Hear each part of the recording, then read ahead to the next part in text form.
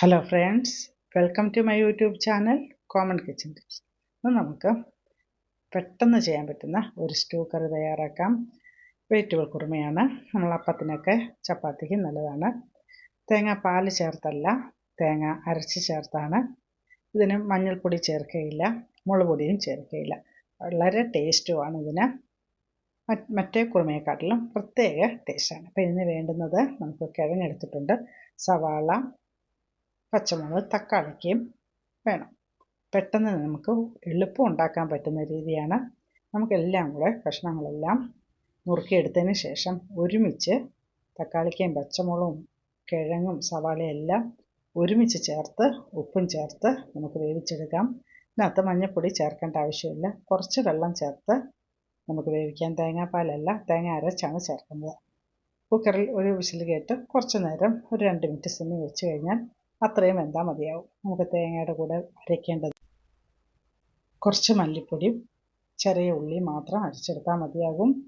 എന്നിട്ട് മഞ്ഞൾപ്പൊടിയും ചേർക്കണ്ട, മുളക് പൊടിയും ചേർക്കണ്ട. നമുക്ക് ഗരം മസാല പൊടി ഇല്ലെങ്കിൽ കുറച്ച് അരച്ച് ചേർക്കാം. ഇതിൽ കശകശ എന്നുള്ളൊരു മസാലയിലൊരു സാധനമുണ്ട്, അത് കുറച്ചരയ്ക്കുന്നത് ഇതിന് നല്ല മണം കിട്ടും. നമ്മളിതെല്ലാം ചേർത്ത് പൊടിച്ച് വെച്ചിരിക്കുന്ന പൊടിയാണ് ചേർക്കുന്നത്. അപ്പോൾ നമ്മൾ മല്ലിപ്പൊടിയും തേങ്ങയും ചെറിയ ഉള്ളിയും ചേർത്ത് അരച്ച അരപ്പാണ്. അത് ചേർത്ത് ഒരു 3/4 മുറിയോളം തേങ്ങ എടുത്തിട്ടുണ്ട്. തേങ്ങ നമ്മുടെ കറിയുടെ അളവനുസരിച്ച് തേങ്ങ ചേർക്കാം. ഇത് കുറച്ചേറെ കറിയുണ്ട്. തേങ്ങ നല്ലപോലെ അരച്ച് ചേർക്കണം. തക്കാളിക്ക് ചേർക്കുന്നുണ്ട്, വലിയ പൊടിയില്ല, എന്നാലും ഒരു പ്രത്യേക ടേസ്റ്റ് ഉണ്ട്. നമുക്കിത് ചപ്പാത്തിക്കും വളരെ നല്ലതാണ്. നമ്മുടെ ദോശമാവിനും, ദോശ ചുടുന്ന അരി ഉഴുന്ന ദോശയ്ക്കും വളരെ ടേസ്റ്റാണ്. അതുപോലെ അപ്പത്തിനും നല്ലതാണ്. നല്ല ടേസ്റ്റുള്ളൊരു കറിയാണ്.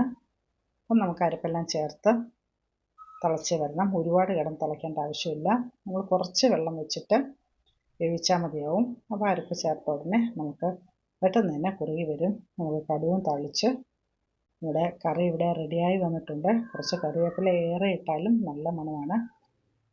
കുറച്ച് നല്ലപോലെ വെളിച്ചെണ്ണയൊക്കെ ചേർത്ത് കടുവും തളിച്ച് ചേർക്കാം. അങ്ങനെ കറി ഇവിടെ റെഡിയായി വന്നിട്ടുണ്ട്. ഇങ്ങനെ ഒന്ന് ചെയ്ത് നോക്കണം. വളരെ ടേസ്റ്റും ഒരു പ്രത്യേക മണവുമാണ്. മല്ലിപ്പൊടി മാത്രം ചേർക്കുന്നുണ്ട്. നമുക്ക് പറയാൻ പറ്റില്ല എന്താ അതിൻ്റെ സ്പെഷ്യൽ മണം. ഇത് മല്ലിപ്പൊടി മാത്രം ചേർക്കുന്നതിൻ്റെ മണമാണ്. അതിൻ്റെ കൂടെ ഗരം മസാലയുടെ മണവും കുറച്ച് ചേർത്താൽ മതിയാവും. അതും മുമ്പിട്ട് നിൽക്കും. അത് പ്രത്യേക ഒരു ടേസ്റ്റുള്ളൊരു കറിയാണ്. നിങ്ങളിത് നിർബന്ധമായും ചെയ്ത് നോക്കുക. കറിക്കൊരു പ്രത്യേക മണമാണ്. നമ്മൾ മസാല ഇവിടെ ചേർത്തിട്ടില്ല. നമ്മൾ അവസാനം കുറച്ച് മസാലയും ചേർത്ത് നല്ല ടേസ്റ്റുള്ളൊരു കറിയാണ്. നിങ്ങൾ നിർബന്ധമായി ഇത് ചെയ്ത് നോക്കണം. എനിക്കിത് ഇഷ്ടമായിട്ടുണ്ടെങ്കിൽ ലൈക്ക് ചെയ്യുക, കമൻറ്റ് ചെയ്യുക, ഷെയർ ചെയ്യുക, സബ്സ്ക്രൈബ് ചെയ്യുക. വീഡിയോ സ്കിപ്പ് ചെയ്യാതെ കാണാൻ ശ്രമിക്കുക. സബ്സ്ക്രൈബ് ചെയ്യാത്തവർ ദയവായി സബ്സ്ക്രൈബ് ചെയ്യുന്നതിനെ സപ്പോർട്ട് ചെയ്യുക. എപ്പോഴും പറയുന്ന പോലെ നിങ്ങൾ ബെല്ലൈക്കൺ ഇനേബിൾ ചെയ്യാൻ ശ്രദ്ധിക്കണം. ആ എന്നുള്ള ഓപ്ഷനും കൂടെ കൊടുക്കണം. അപ്പോഴാണ് ഞാൻ ഇടുന്ന വീഡിയോയുടെ നോട്ടിഫിക്കേഷൻ നിങ്ങൾക്ക് വരികയുള്ളൂ. മറ്റൊരു വീഡിയോയുമായിട്ട് വീണ്ടും വരാം. Thank you.